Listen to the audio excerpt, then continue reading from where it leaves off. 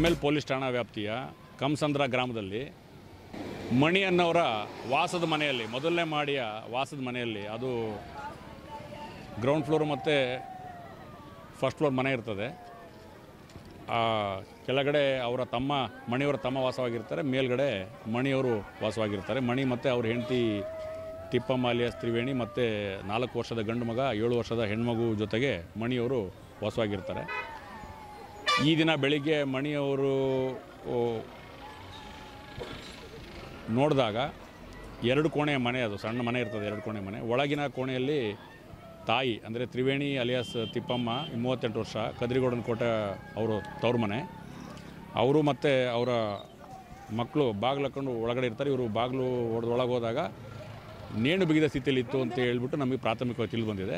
ಅವರ ತಂದೆ ತಾಯಿಯವರು ಬಂದಿದ್ದಾರೆ. ಈಗ ನಮಗೆ ತಿಳಿದು ಬಂದಿರೋದೇನಪ್ಪ ಅಂತ ಹೇಳಿದ್ರೆ, ತಾಯಿನೇ ತನ್ನ 2 ಮಕ್ಕಳನ್ನು ನೇಣಿಗೆ ಹಾಕಿ ಅಥವಾ ಇನ್ಯಾವುದೋ ಒಂದು ಅಂಶದಲ್ಲಿ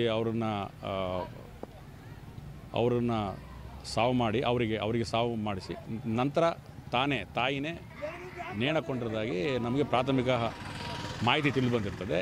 ಇನ್ನೂ ಕಂಪ್ಲೇಂಟನ್ನು ಅವರ ತ್ರಿವೇಣಿ ಅಲಿಯಾಸ್ ತಿಪ್ಪಮ್ಮ 38 ವರ್ಷ ಆಗಿದ್ದಾರಲ್ಲ, ಅವರ ತಂದೆ ತಾಯಿಗಳು ಬಂದಿದ್ದಾರೆ. ಅವರ ಕಡೆಯಿಂದ ಕಂಪ್ಲೇಂಟ್ ತೊಗೊಂಡು ತನಿಖೆ ಮಾಡಿ ಯಾವ ರೀತಿ ಸಾವಾಗಿದೆ ಅನ್ನೋದನ್ನು ಪೋಸ್ಟ್ ಮಾರ್ಟಮ್ ಬಗ್ಗೆನೂ ಸಹಿತ SNR ಆಸ್ಪತ್ರೆಗೆ ನಾವು ಕೋಲಾರಕ್ಕೆ ಕಳಿಸ್ಕೊಟ್ಟಿದ್ದೀವಿ. ಅದೇ ಥರ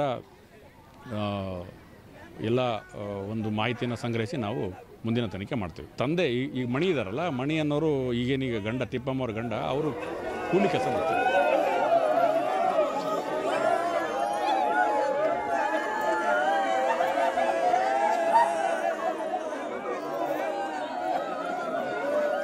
ಇನ್ನೊಂದು ಬರಬೇಕು, ನಿಮಿಷರಮ್ಮ.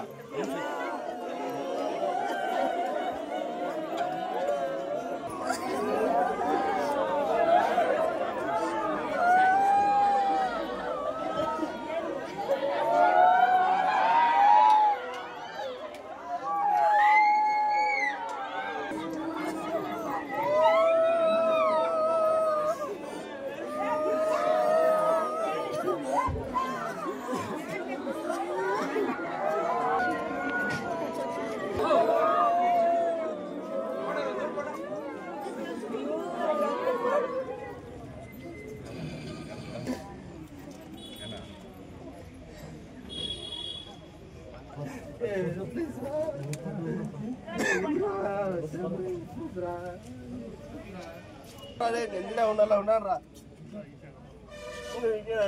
ప్లీజ్ రా మా ఎగ్దల్లా నేనే చెప్పదండి రా అని